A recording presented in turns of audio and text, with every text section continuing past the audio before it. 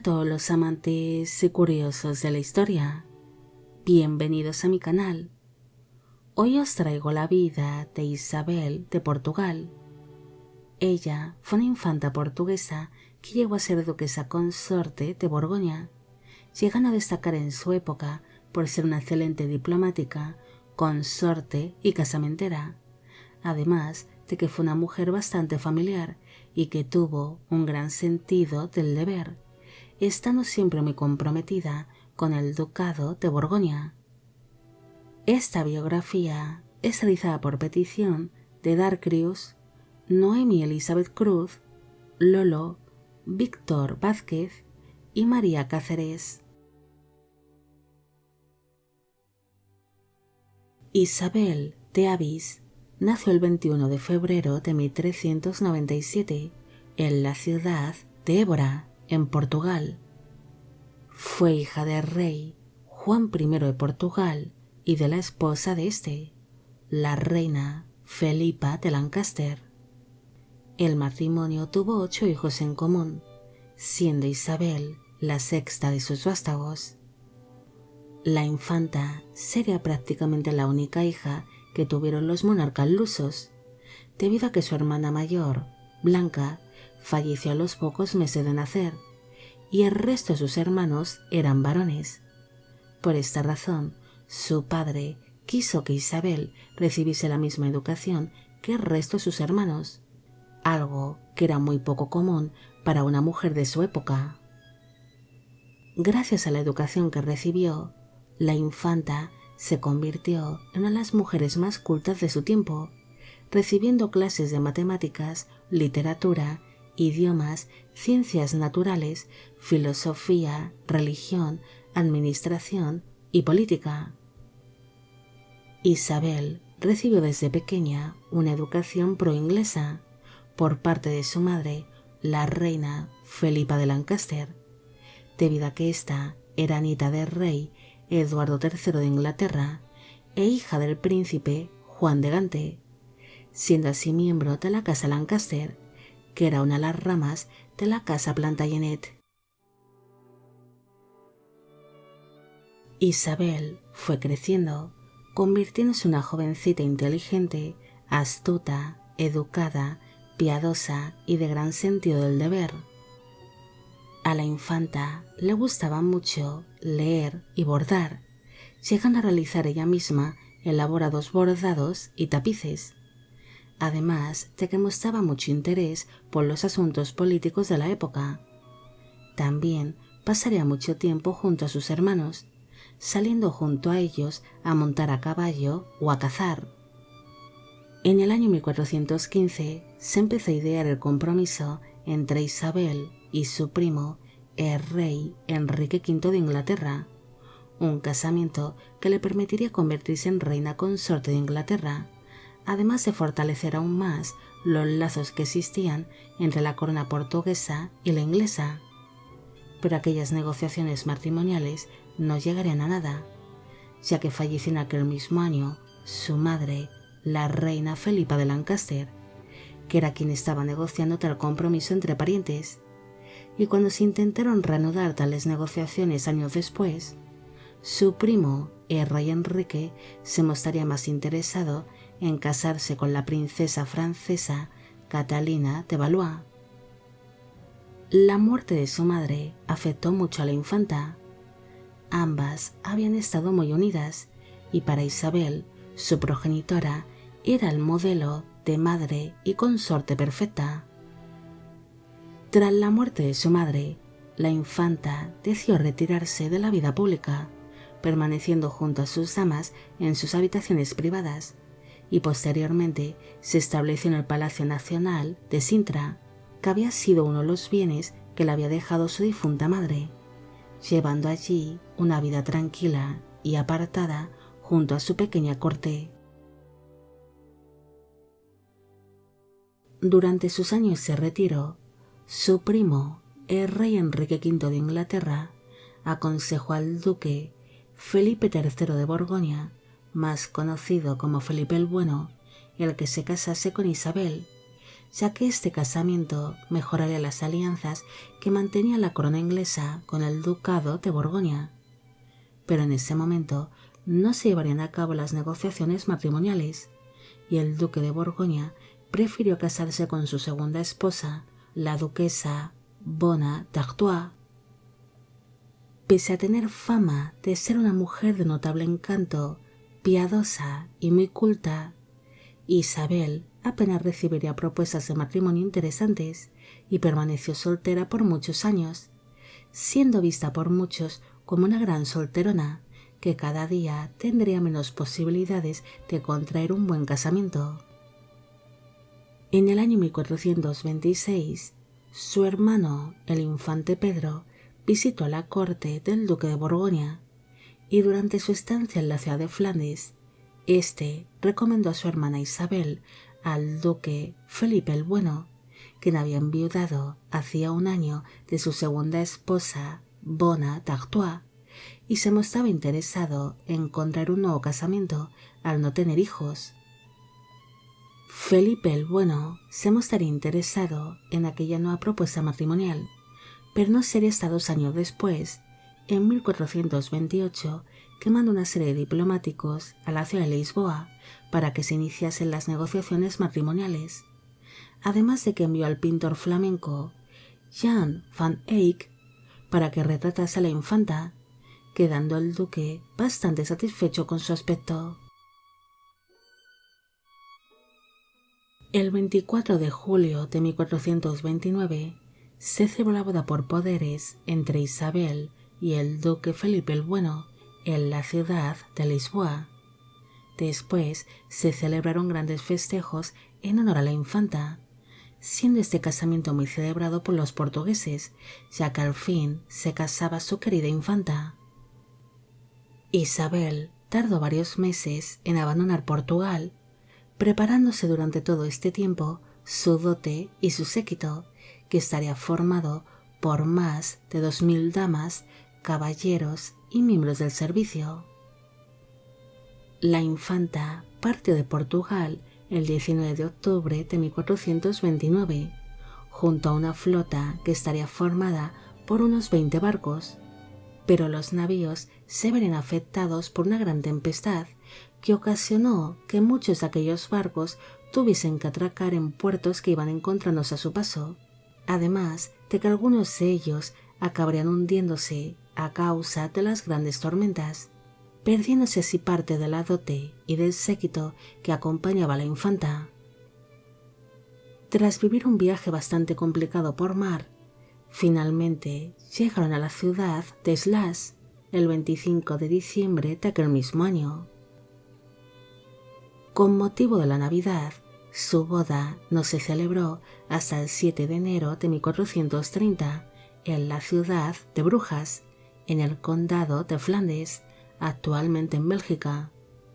Para entonces, ella tenía 32 años de edad en el momento de la unión, y él 33. La boda de los duques de Borgoña sería celebrada por todo lo alto y fue un acontecimiento muy feliz, tanto que su marido creó la distinguida Orden del Toisón de Oro en honor a su casamiento con Isabel. Felipe el Bueno parecía estar encantado con su nueva esposa, la cual le parecía hermosa, culta e inteligente, así que la llenó de regalos y de atenciones durante sus primeros meses de casados, algo que haría muy feliz a la nueva duquesa, que se mostraría como una consorte muy dichosa. Pese a la felicidad inicial, Isabel pronto se vería abrumada ante tantos regalos y atenciones.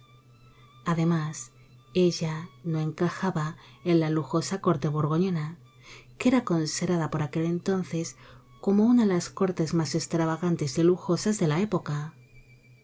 La duquesa sería vista por los demás miembros de la corte como una mujer que no vestía a la moda, prefiriendo llevar vestidos amplios y simples, algo que le daba un aire un tanto desaliñado. Muchos verían más a Isabel como una monja en vez de como una duquesa por su forma de vestir y de comportarse. Ella era piadosa, reservada y recatada, siendo muy diferente a las mujeres que le solían gustar a su marido. Pero aún así, Felipe el Bueno parecía estar encantado con ella. Incluso cuando se casaron, el duque adoptó el lema que decía: «No tendré a otras mientras Lady Isabel viva». Aunque esto sería algo que no pudo cumplir, debido a que Felipe el Bueno siempre fue un gran mujeriego a lo largo de toda su vida. A los pocos meses de casarse, Isabel se quedó embarazada, algo que sería una gran alegría para los duques.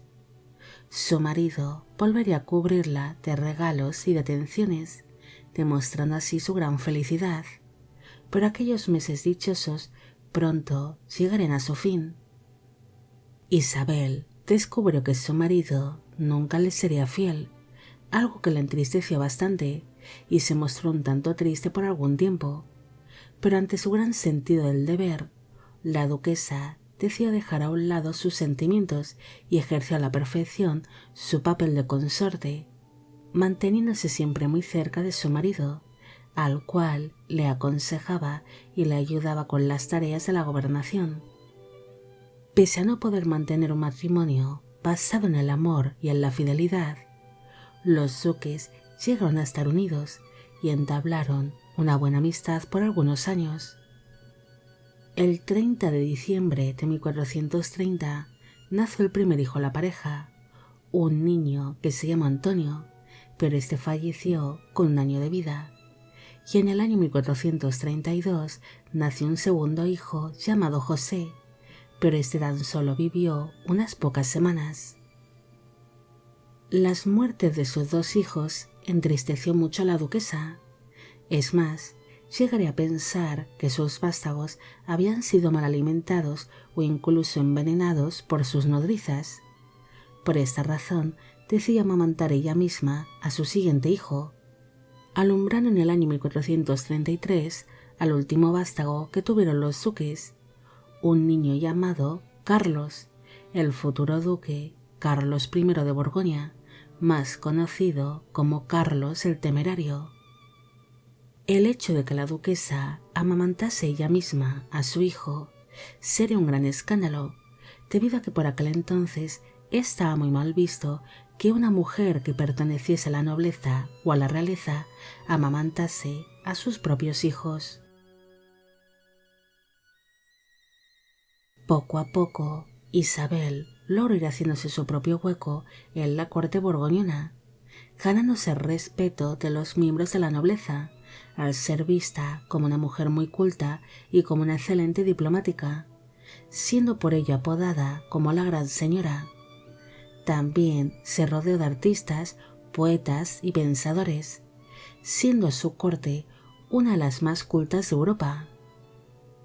La duquesa ayudaría a su marido en distintos asuntos de la gobernación del Ducado de Borgoña. Incluso llegó a ejercer como regente durante las ausencias de su esposo, llegando a ser considerada como una buena gobernante. Isabel sería una gran partidaria de las políticas pro-inglesas, pero ella demostró ser una mujer muy comprometida con el Ducado de Borgoña, pese a sus ideas políticas o los lazos de sangre que compartía con la corona inglesa.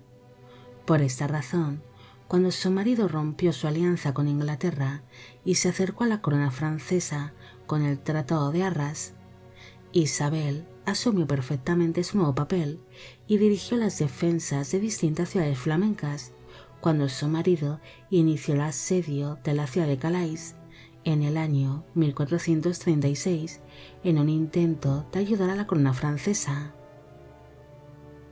Aquella lucha contra los ingleses le provocaría un gran dolor a la duquesa, así que cuando se calmaron aquellas aguas, ella inició una serie de negociaciones comerciales con Inglaterra en un intento de establecer de nuevo una relación amistosa entre Borgoña e Inglaterra.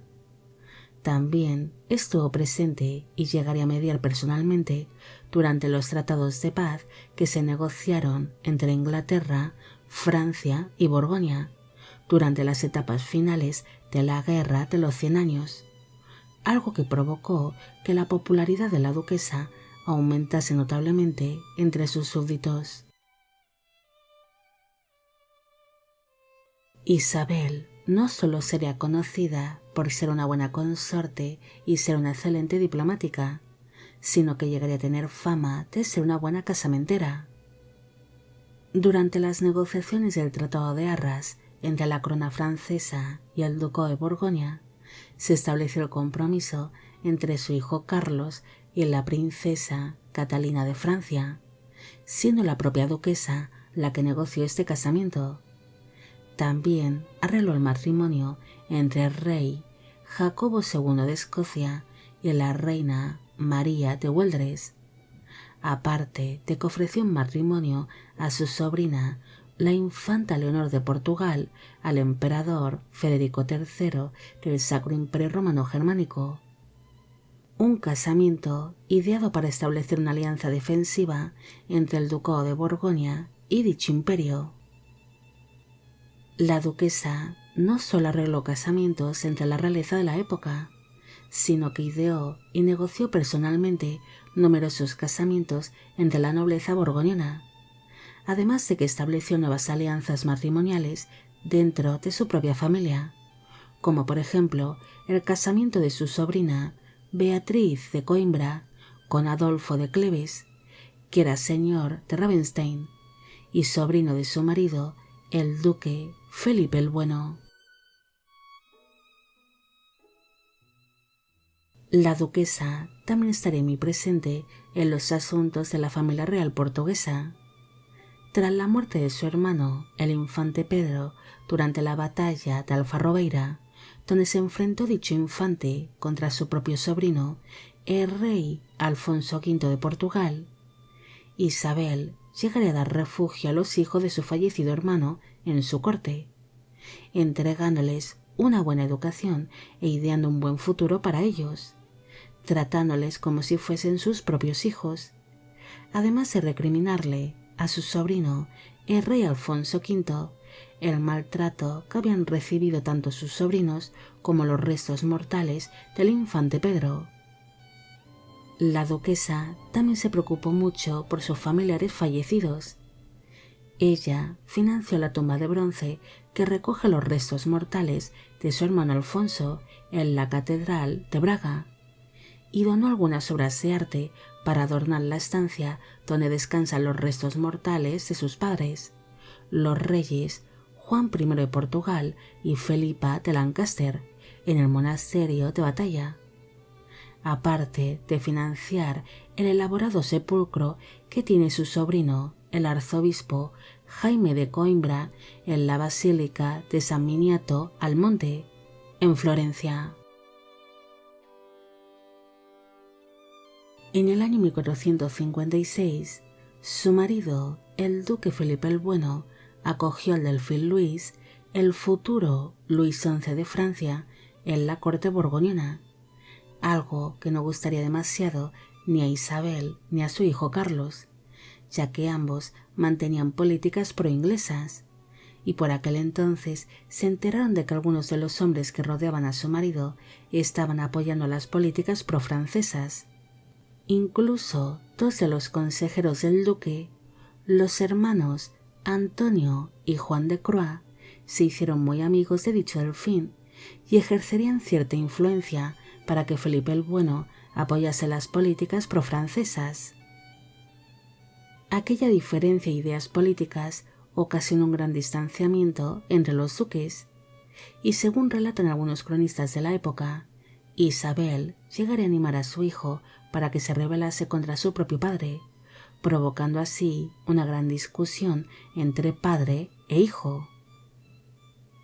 En el año 1457, la duquesa decidió abandonar la corte borgoñona tras una serie de discusiones familiares y políticas, notándose un gran distanciamiento entre los duques. Isabel estableció su residencia habitual en el castillo de Mot-au-Bois, donde estableció su propia corte, Allí se convirtió en la mecenas de distintos artistas y pensadores que acudían hasta la duquesa, además de que acogió en su corte a todas aquellas personas que se habían visto afectadas por las nuevas ideas políticas del duque de Borgoña. En el año 1465, su marido le dio la gobernación del ducado de Borgoña a su único hijo legítimo, Carlos el Temerario, aunque Felipe el Bueno seguiría portando el título de duque de Borgoña hasta su fallecimiento. Para entonces Isabel apenas tenía contacto con su esposo, llevando una vida tranquila en su propio castillo junto a su corte, donde se dedicaba a llevar una vida cortesana dedicada a la literatura y a la religión, además de hacer grandes labores de caridad con los enfermos y los más necesitados. Cuando la salud de Felipe el Bueno empezó a resentirse bastante, la duquesa abandonó su corte y regresó a la ciudad de Brujas para cuidar personalmente de su esposo durante sus últimos meses de vida, reconciliándose así a la pareja. Finalmente, su marido Felipe acabaría falleciendo en el año 1467 a causa de una severa neumonía, y tras quedar viuda, Isabel decidió guardarle luto para el resto de su vida, portando desde entonces los sencillos atuendos que llevaban las monjas franciscanas. La duquesa viuda vería cómo su hijo se casaba en terceras nupcias con la princesa inglesa Margarita de York, quien era pariente suyo al ser descendiente también de la casa Plantagenet, llegando a mantener con su nueva nuera una relación muy especial. También llegaría a adorar a la única nieta legítima que tuvo, la duquesa María de Borgoña, quien se acabaría convirtiendo en duquesa titular de dicho ducado. En el año 1471 fue asesinado el rey Enrique VI de Inglaterra a consecuencia de la larga guerra civil que se vivió en tierras inglesas entre las casas York y Lancaster, siendo este conflicto conocido como la Guerra de las Dos Rosas.